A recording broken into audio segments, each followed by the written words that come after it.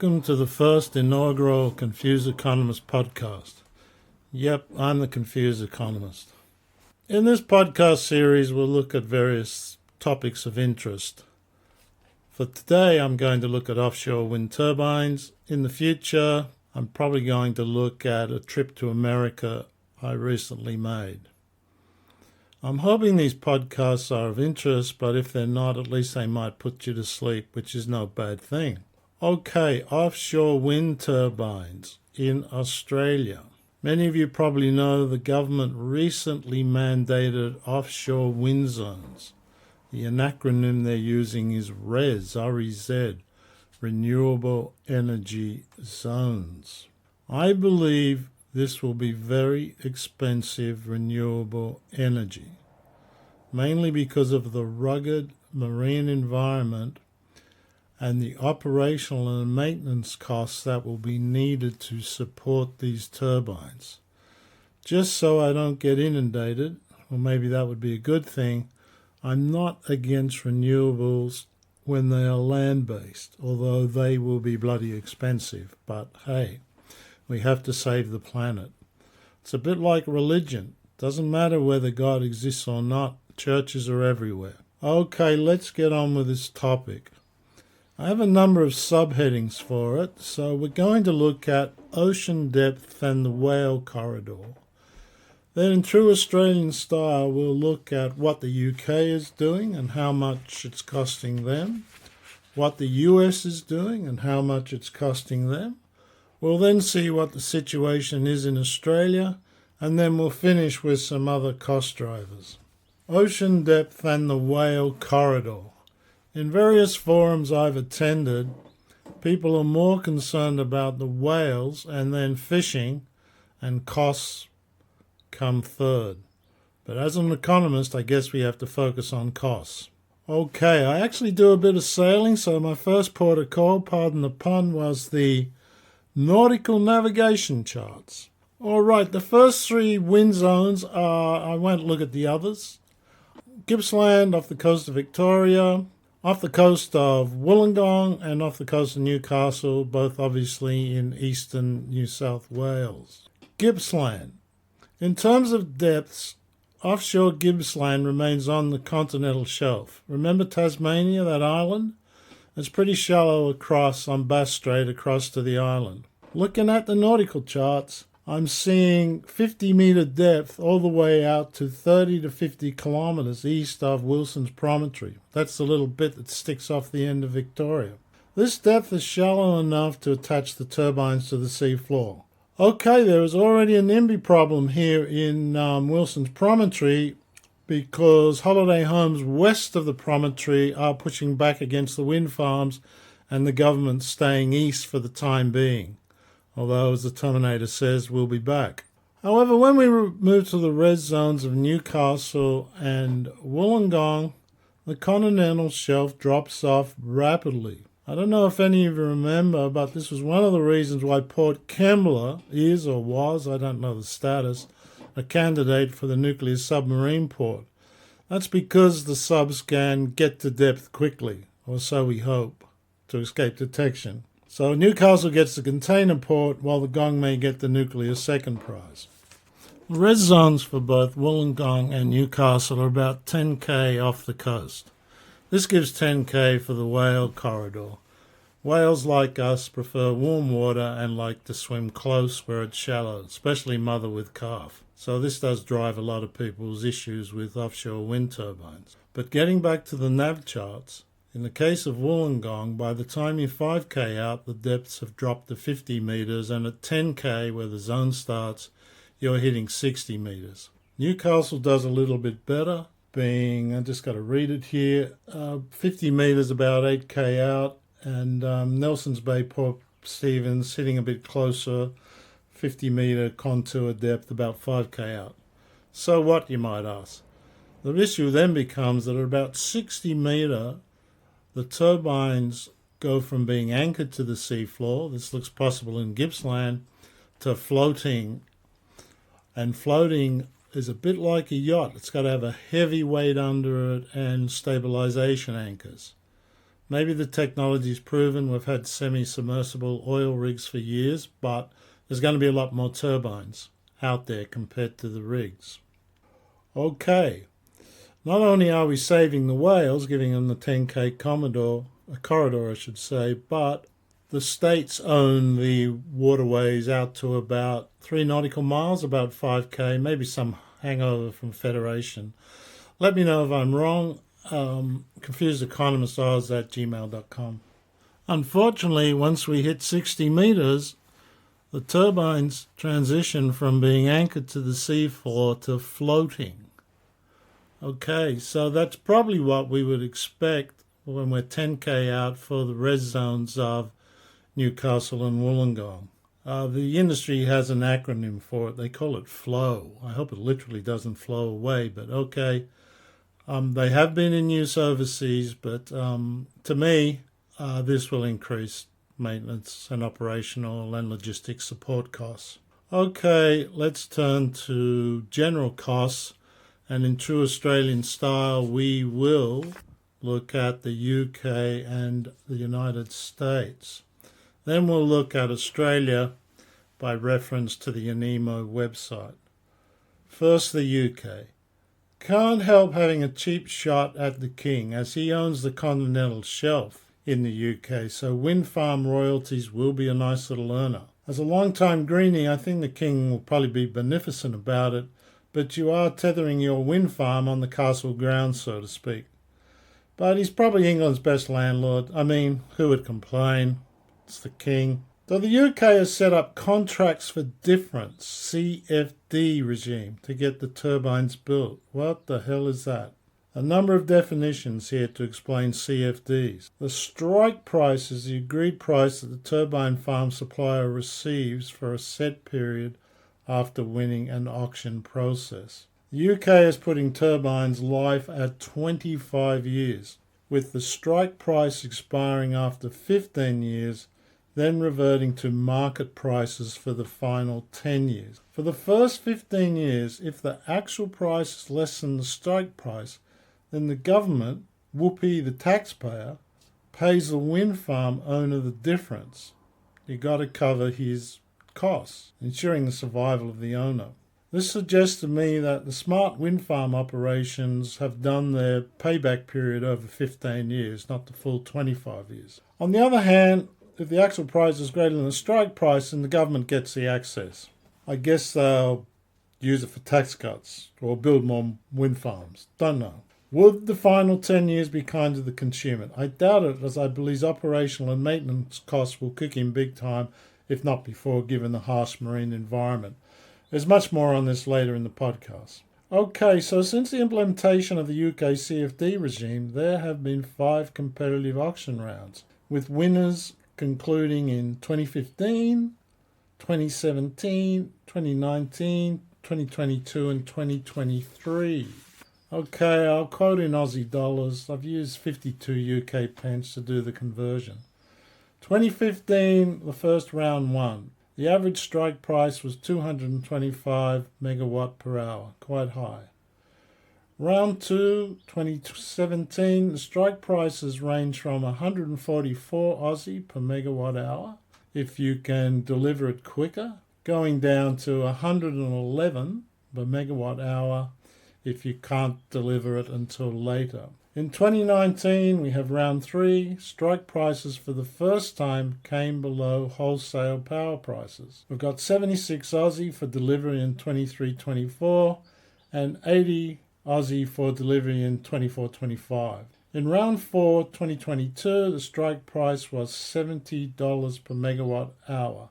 That's looking quite good. Round 5. All of a sudden, we're in 2023, there's no bids. The auction's passed in. Everybody's panicking about that. More on that later. Okay, so serious economists will argue prices will fall due to the turbines getting bigger to achieve economies of scale. I think there's been a few headlines about the Eiffel Tower coming to a place near you, whatever. However, I would argue over time that the prices have gone down because of the low up to 2019 and then the pandemic era zero interest rates. because this would have been the main driver, reducing the cost of capital that the suppliers would have used for financing. So, not surprisingly, post-pandemic interest rate rises, no doubt affecting the cost of capital, have kicked in with no bids for UK Round 5 this year.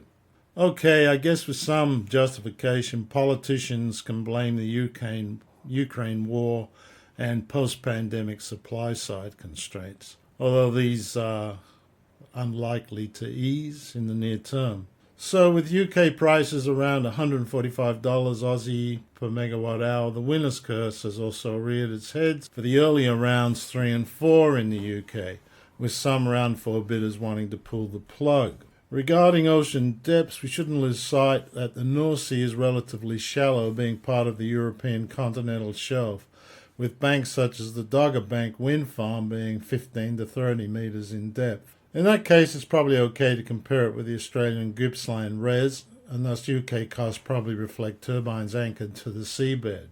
Either way, we're still looking at currently $145 Aussie. Okay, let's now look at US costs. Most of the planned action is on the east coast of the US, with the west coast just starting out. The US is not using CFD instruments, at least not so far, with US individual state-based utility companies contracting direct with turbine suppliers. Some of them are taking advantages of OREC, standing for Offshore Wind Renewable Energy Certificate. I guess it's a rough equivalent to our Aussie RECs.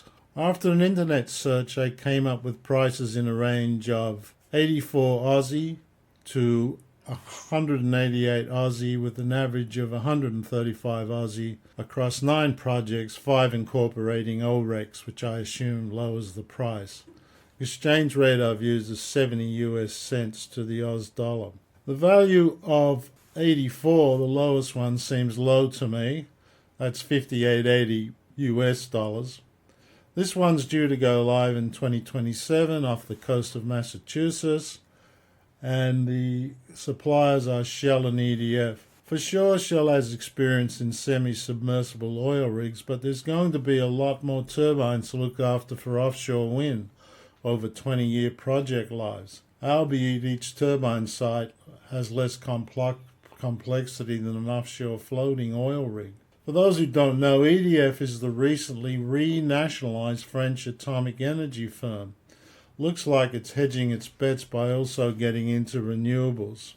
Perhaps more interestingly, here in Oz, EDF, trading as EDF Renewables, has bought the Newcastle Hunter Res Zone from a local company calling itself now Newcastle Offshore Wind. I wonder what they paid, or is EDF paying with financial backing, expertise and turbines? Email confusedeconomistoz@gmail.com if you know more on this. Okay, time to look at Australian-based costs. Regarding these, I'm just going to compare with the NEMO costs as listed on their website rather than predict any construction costs.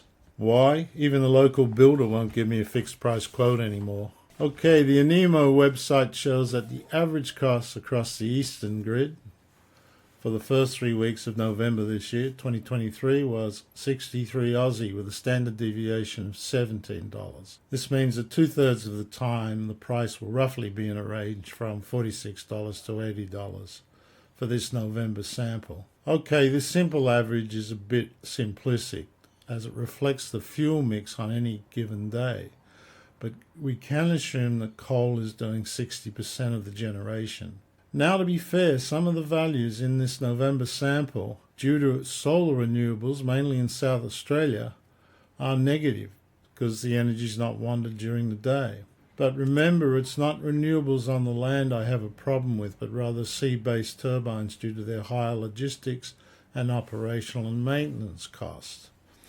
Nevertheless, it can be seen that the average odds price is below most of the UK and US offshore turbine prices, as detailed before. Now, the values that come in below the 63 Aussie figure in America and UK reflect pandemic-era zero-cost financing. Can't emphasize this enough. This is now a thing of the past, as we all know, as interest rates get back to more normal levels. So, once more, UK 2023 round 5, no bids. If we turn to predicted costs in today's current higher cost environment, we can already see these rising. Recently, at the first offshore wind conference to be held in Australia by the global peak body, calling themselves the Global Wind Energy Council, the Siemens wind turbine representative said, "I think we need to be more realistic. It's not going to be cheap." Surprise, surprise, I guess he would say that as a supplier. In Victoria, remember the shallowest res depths in the Gippsland, estimated cost expected to be well over $100 per megawatt hour. And this doesn't include transmission. I assume that's land-based transmission only. In the US, recent Bloomberg estimates put the levelized cost of electricity with current subsidies around $114 per megawatt hour. That's up almost 50% from 2021 levels. Bloomberg also reports that in the US, developers want to renegotiate their previously agreed offtake deals, which are no longer profitable, while some are trying to cancel their contracts altogether.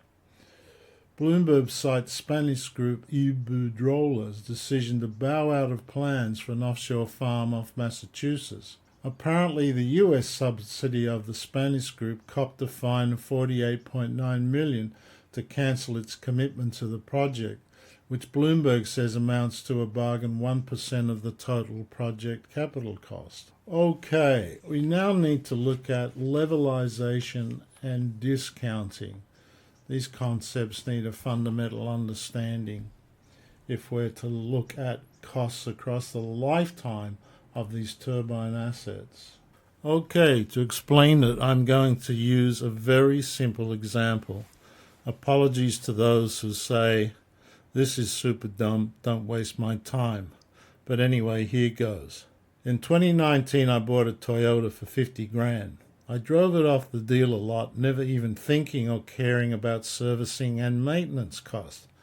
I had a new car, so who cares? Pretty stupid, I know, but they did put a bow on it. At the time, Toyota gave me capped price servicing at $220 twice a year for 3 years. This comes to $1,320. But after the 3 years, the service price went up to $660. Let's say because it's a Toyota, it lasts 20 years. The same life claim for some offshore wind farms. So if I keep paying for maintenance over the 20-year life, I pay $1,320 in the first 3 years and $22,440 for the back 17 years. It's $23,760 in total.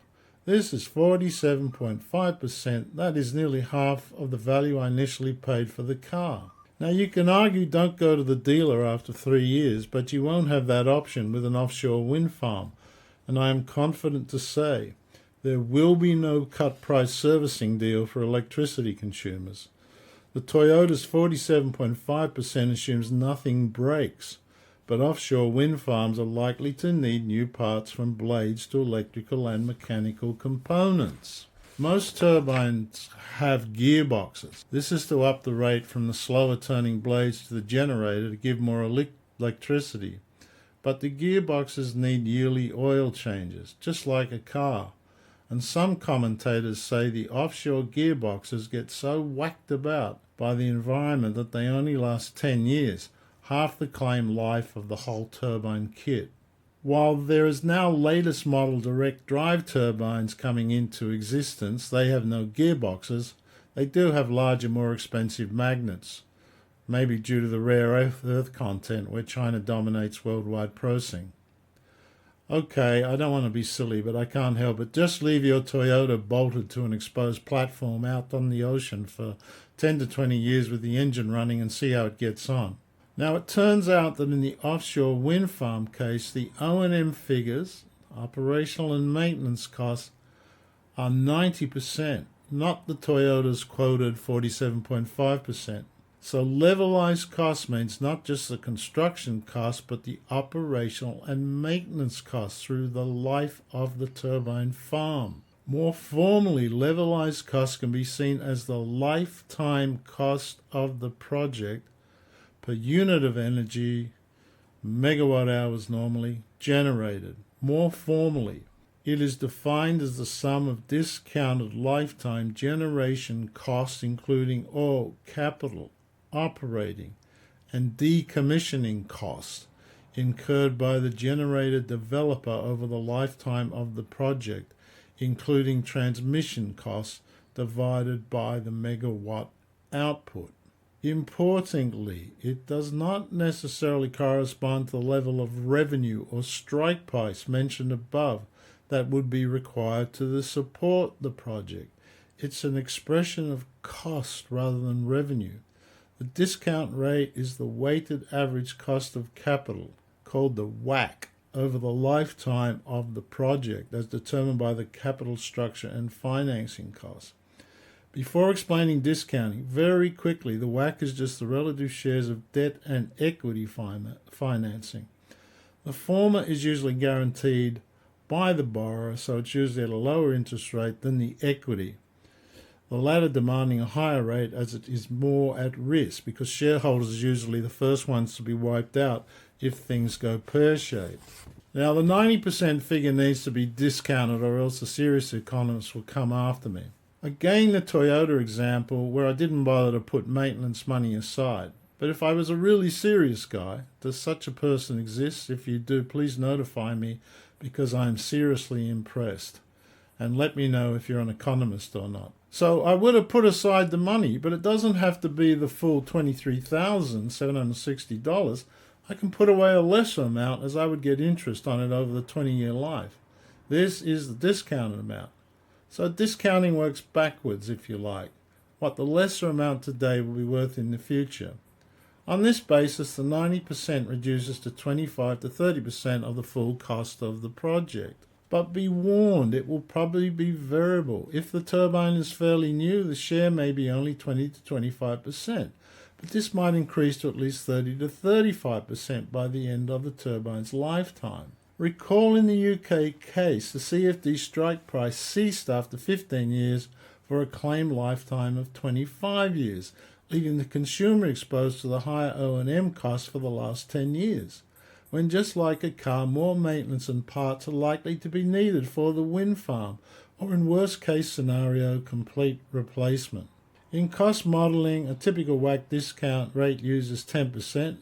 Some might claim it's as low as 8% these days. Interest rates, let's say they level out at 4 to 5%. That means maybe 2 to 3% available for the risk takers who back the projects by taking shares. And of course, this 8 or 10%, there are often big arguments over this between regulators, suppliers and consumer groups, as the competing groups use the discount rate to fight over the pie. Okay, now we need to look at some more cost drivers coming up. First driver is capacity factor. What's this? Many cost estimates are done on a capacity factor of 60%. Simply put, this is the time the wind is expected to blow. However, so far the highest average capacity factor I was able to find was for a wind farm off the Scottish coast called Highwind. This came in at 49.5% for the 12 months to the end of May 2022. Now, in the interest of balance, I should point out that the wind is stronger offshore for sure, but that does mean that it's going to be hit often with stronger and more persistent winds. So this so-called increase in efficiency needs to be balanced against the O&M costs that I've been hammering. Note that a lower capacity factor will increase the levelized costs as it reduces the megawatt energy output used in the denominator for levelized cost calculation. So plug in 49.5%, not 60%. Next extra cost driver is underwater cables. The turbine configuration needs an underwater cable nest to connect them and bring them back to shore. Typically, there are intermediate junction points in the sea which concentrate the individual turbine cables in the farm and may use a transformer before the one or more main cables takes the electricity back to shore. While the cables are buried, they may require a ship with an unmanned underwater vehicle to check them over their lifetime. Regarding the transformers, I'm not too sure whether they sit on the sea bottom or whether they float like buoys within the turbine farm footprint. How well the cables will be buried, I don't know, and what sort of sea bottoms will be encountered, who knows. But this has to drive costs higher compared to what happens with land-based installations. For example, many times in the past, power companies and regulators have argued that burying power cables, this is on the land, is not economic, with figures of 3 times the cost bandied about. This recently reared its head again with the land-based HumeLink transmission line, which is needed to get the snowy hydroelectricity transmitted to where it needs to be, if they ever get the digging machine free. So the outcome has been that regulators and authorities don't really want to bury the cables. The next cost driver is infrastructure support. These are the ports and specialised ships needed to construct and maintain the turbines.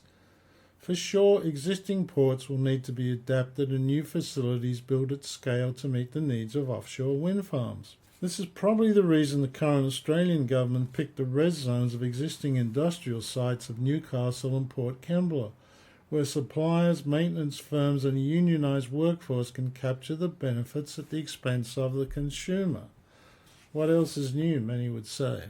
Overseas, there is currently a lack of funding in some key markets for the upgrade of existing port infrastructure, and there are insufficient existing ports to meet the current targets for the floating point turbines. Okay, some examples. Montpellier in France is an example of repurposing a port which was an agricultural port, and this currently needs 340 million euros of funding. In the UK, a US private equity firm committed 300 million to develop the port near Inverness, Scotland, to support North Sea wind power. Fish life. This probably comes in second after the whales, as I mentioned earlier in the podcast. Fishermen are opposed to offshore wind because they may have to move their fish aggregating devices out of the various res zones. FAD is the acronym. Many fish species associate with natural FADs in the open ocean. Man-made FADs are constructed from a variety of materials, ropes, lines, and encourage the settlement of marine plants and small crustaceans and mollusks, which in turn attract small fish. I don't think we'll ever know what the outcome of this is, as many claim the turbine platforms won't become fish attractors because of the magnetic field generated by the underwater electric cables. Researchers can't seem to come up with a result on this one. But keep in mind, any reef or fish area, when it's shallow, becomes more attractive for the wind farm. Let me know on confusedeconomistoz@gmail.com if any divers or fishermen out there know more. Okay, we're going to wrap up now, but a few conclusions and still a bit more to go. Why does the Australian government love offshore wind? The government knows they can lock in a cosy deal between suppliers, land and sea-based unions concentrated in the industrial heartlands of Newcastle and Port Kembla, with future regulatory cost models making sure the consumer will pay more to cover increases in costs for construction and maintenance. Just look at the recent rise in land-based electricity prices, where post-pandemic interest rates and higher asset prices kicked into the modelling. Also, with offshore zones, the government has a lesser NIMBY problem, as there is no private ownership over the seabed. Also rearing its head now is the possibility of industry super funds doing some of the financing. Just look at AusSuper, Australia's largest industry fund, trying to block the Origin Energy takeover. By the way, I'm not opposed to this, as the firms doing the takeover of Origin are getting it at a low-ball price.